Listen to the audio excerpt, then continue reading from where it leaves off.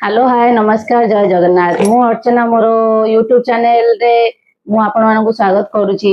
आज आम कथा सप्लीमेंट सप्लीमेंट आम कौन कि यूज करवा कौन कि आम सप्लीमेंट खाइबा।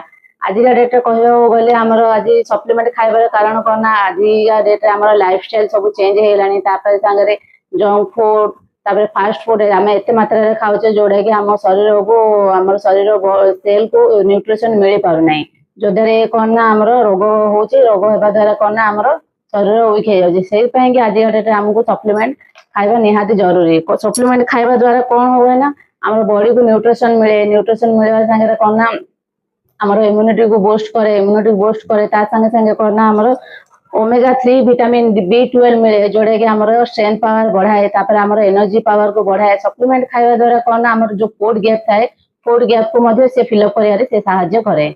आशा करछु मोर वीडियो आपण मानको भल लागुथबो। भल लागुथले लाइक शेयर सब्सक्राइब कर दियंतु। रहिली नमस्कार।